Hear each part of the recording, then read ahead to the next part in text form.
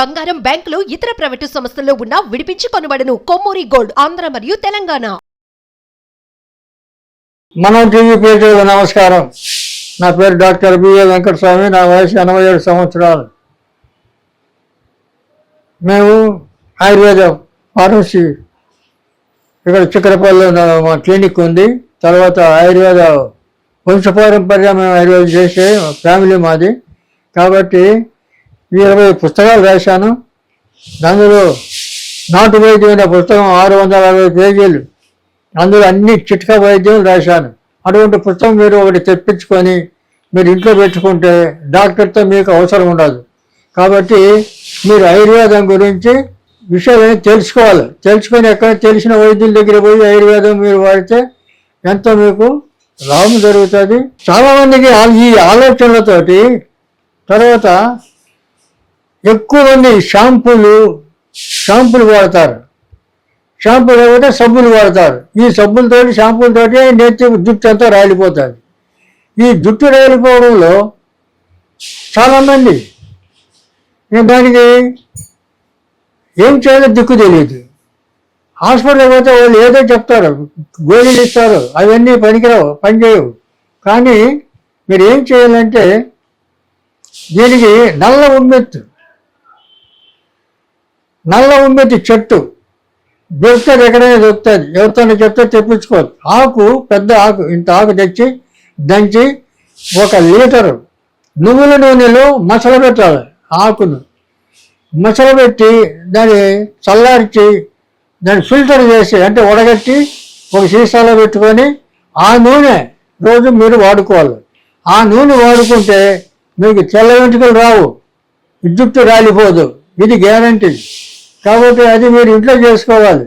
చేసుకుంటే ఎలాంటి ఇబ్బంది ఉండదు మీకు. ఇంకా చాలామంది హెయిర్ ఆయిల్ అన్నీ అమ్ముతుంటారు. ఆ ఆయిల్ వేస్తే ఇంకా ఉన్న జుట్టు కూడా ఊడిపోతుంది, కానీ దానివల్ల లాభం లేదు. ఇవన్నీ మీరు తెలుసుకోవాలి. కాబట్టి నల్ల ఉమ్మెత్తు అది మాత్రం నల్ల ఉమ్మెత్తు చెట్టు ఎక్కడైనా దొరుకుతుంది. అది చెట్టు ఆకు తెచ్చి నూనెలో బాగా వేడి చేసి రాసుకోవాలి. లేదంటే ఇంకా దానికి ఇంకా కొన్ని వేరే మూలికలు అవి చాలా కలిపి చేసుకునేటట్లు ఉండదు. కానీ అవన్నీ చెప్తే మీరు సామాన్యులు మామూలు వాళ్ళు అంతా చేసుకోలేరు, అవన్నీ తెచ్చుకోలేరు. ఇదొక్కటి మీకు సులభమైన పద్ధతి, నల్ల ఉమ్మెత్త. తర్వాత ఇప్పుడు కొన్ని అక్కడక్కడ చుండ్రులు వేసి వెంట్రుకలు వేసి దురద పెడుతుంది అనుకో, మామూలు ఉమ్మెత్తుండ చల్లది, తెల్ల పూలు చల్లగా ఉంటాయి, రోడ్డు మీద ఉంటాయి, కనపడతారు. ఆ చెట్టు ఆకు తెచ్చి మెత్తగా నూరి తలకు పట్టించి స్నానం చేసుకోవాలి. స్నానం దేంతో చేయాలి? కుంకుడుకాయ లేదంటే సీకాయ ఆ పొడితోటి నీళ్ళు నానబెట్టి ఆ నీళ్ళతో నెత్తి పులుకోవాలి. లేకుంటే వెంట్రుకలు జుట్టు రాలిపోవు, తప్పదు. అందువల్ల ఇప్పుడు చాలామంది ఏం చేస్తున్నారు, మనకు ఒక కొత్త ఫ్యాషన్ ఒకటి తయారైంది. ప్రతి ఆడపిల్లలు జుట్టు ఎరబోసుకొని దయ్యాలాగా తిరుగుతుంటారు రోడ్ల మీద. వాళ్ళకు దరిద్రం చుట్టుకుంటుంది వాళ్ళకు. మన పూర్వం మన ఇళ్లలో ఎవరైనా జుట్టు ఎరబోసుకుంటే పెద్దవాళ్ళు చిట్టేవాళ్ళు, దొంగముండ ముందు జుట్టు పోయి, లేదంటే దరిద్రం ఇంటికి దరిద్రం అని చిట్టేవాళ్ళు. కానీ ఇప్పుడు ఇంట్లో తల్లి పిల్లకి ఇద్దరు జుట్టు ఎరబోసుకొని తిరుగుతున్నారు. ఇలాంటి వాళ్లకు ఎవరు చెప్పాలా? వాళ్ళు తెలుసుకోవాలి. ప్రతిదీ వాళ్ళకేమో మేము చాలా అందంగా ఉన్నాం అనుకో, అందం కాదు, అందం మైనస్ అవుతుంటారా ఈ జుట్టు ఎరబోసుకుంటే. జుట్టు చక్క కట్టుకోవాలి. అది టీవీ 9లో ఒక అమ్మాయి చెప్తాది, యాంకర్, చక్కగా జడ వేసుకొని చీర కట్టుకొని ఎంత ఇదిగా ఉంటుంది. ఎప్పుడు మన ఆహారం అంటే మన పద్ధతి, మన యొక్క అలవాట్లు ఇవన్నీ పూర్వం నుంచి ఎట్లా ఉండేది. స్త్రీలు చూడగానే నమస్కారం పెట్టాలి. అటువంటి గౌరవం ఇచ్చే సంస్కృతి ఉంది. అది లేదు ఇప్పుడు. ఎవరైనా చూస్తే ఇంకా పిచ్చి ముళ్ళలు కనపడితే ఈ దయ్యాలు పోతున్నాయి అనుకుంటారు, కానీ మనుషులని అనుకోరు. ఇది వాళ్ళకి అర్థం కావడం లేదు. వాళ్ళకి ఇంట్లో తల్లిదండ్రులు చెప్పరు. రెండోది ఇంట్లో పెద్దవాళ్ళు ఉండరు. ఎందుకంటే ముసలి అంటే చంపేస్తారు, లేకుంటే ఆశ్రమంలో వదిలేస్తారు, ఇంట్లో ఉండలేరు. వీళ్ళు ఎలక్కి నిరంజనలాగా వీళ్ళ భార్య భర్తలు పిల్లలు ఎంత మాత్రమే ఉంటారు. మనకు ఒకప్పుడు కుటుంబం నిండా 20 మంది 30 మంది 40 మంది ఇట్లా కుటుంబం ఉండేది, అందరూ కలిసివేసి ఉమ్మడి కుటుంబం. ఇప్పుడు అటువంటివన్నీ లేవు కాబట్టి చెప్పేవాళ్ళు లేరు.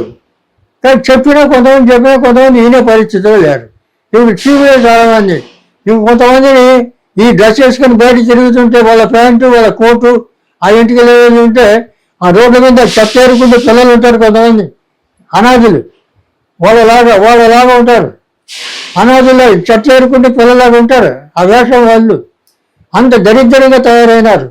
కాబట్టి జుట్టు ఇరగోసుకోవడం మాత్రం చాలా దరిద్రం, అది వాళ్ళకి అర్థం కావడం లేదు. జుట్టు ఇరగోసుకొని తిరగద్దు. కొందరు జంతువులు కూడా తొందరగా రాలిపోతాయి. వీళ్ళకి 40 ఏళ్ళు వచ్చేసరికి ఇంటికి జుట్టు ఏమి ఉండదు. కాబట్టి ఈ కూడా జాగ్రత్త పడాలి. కాబట్టి హెయిర్ ఫాల్స్ అంటే ప్రతిదీ ఇప్పుడు సృష్టిలో దేవుడు పుట్టించిన అవయవాల్ని సక్రమంగా కాపాడుకోవాలి. ఇవన్నీ కూడా ఈ సక్రమంగా మనం కాపాడుకోలేకపోతే అన్నీ పాడైపోతాయి. ఎవరు చూస్తారు? దేవుడు ఇచ్చి చూస్తారా? మనకు మనమే అవన్నీ తెలుసుకొని ఆ రకంగా మనం నడుచుకోవడానికి ప్రయత్నం చేయాలి. అటువంటి ఆలోచన ఏమి లేదు. ఇష్టం వచ్చినట్లు తిరుగుతున్నారు, ఇష్టం వచ్చినట్లు. ఇది ఏంది ఫారినర్స్ లాగా మేము కూడా ఫారినర్స్ అన్నట్లు ఫీలింగ్ వెళ్ళరు.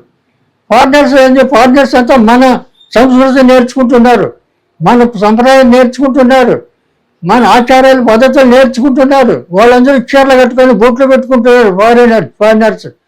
కానీ మనమేమో బొట్టు కూడా లేదు. ఇప్పుడు ఆడపిల్లలు బొట్టు కూడా ఉండదు. ఒకన ఆ ఇంటికి ఎరబోసుకొని ఒక కోట్ వేసుకొని లేకుండా టీషర్ట్ వేసుకొని అన్నీ ప్యాంట్ వేసుకొని తిరుగుతుంటారు. ఎంత అసహ్యంగా ఉంటారంటే చూసే వాళ్ళకు అసహ్యం. వాళ్ళకేమో వాళ్ళు ఏదో పెద్ద మేము దేవగన్నిలాగా ఉన్నాం, పెద్ద అందగత్తెలంగా ఉందాం అని ఫీల్ అవుతున్నారు. ఫీలింగ్ ఒట్టి ఏముండదు, అందం లేదు, వాళ్ళ తలకాయ లేదు. జుట్టు రాలిపోతుంది. మనుషులు కూడా మొఖాలు కూడా ఏమంతా చూడడానికి కూడా ఉండదు. కాబట్టి వీళ్ళు ఈ ఆడపిల్లలు కూడా ఈ జుట్టు ఇరవోసుకోవడం తగ్గించుకుంటే మంచిది. హెయిర్ ఫాల్స్కు ఈ చెప్పినట్లు ఏం చెప్పాను ఇంతవరకు, నల్ల ఉమ్మెత్త ఆకు తెచ్చి బాగా మరగబెట్టి ఆ నువ్వుల నూనెలో మరగబెట్టాలి. ఆ నూనె రాసుకుంటే చుండ్రు ఉంటే పోతుంది, తల గీకుడు పోతుంది. రెండోది ఎంట్రుకలు బాగా పెరుగుతాయి, జుట్టు పెరుగుతుంది. తర్వాత ఆ జుట్టుగా దానికి సీకాయ కుంకుడుకాయ ఆ నీరుతో తలపులుకోవడం మంచిది. వారానికి ఒకసారి నెత్తి తలస్నానం చేయాలి. రోజు కూడా చేయకూడదు, రోజు తలస్నానం చేయకూడదు. అలాగా మీరు కొన్ని పద్ధతులు క్రమశిక్షణలో ఉంటే ఆరోగ్యం బాగుంటుంది, మీకు మీ అందము బాగుంటుంది, మీరు అనుకున్న పనులు నెరవేరుతాయి. కాబట్టి ఈ మనకు సంబంధం కానివి, మనకు తెలియని, మనకు అనవసరమైనవన్నీ అలవాట్లు మనం పడితే మనకే నష్టం. ఇవన్నీ తెలుసుకుంటారని చెప్పి అందరికీ ఆయుర్వేదం ఆయుష్ని ఇస్తుంది, ఆయుర్వేదం కాపాడుతారని చెప్తూ విరమించుకుంటున్నాను. నమస్కారం.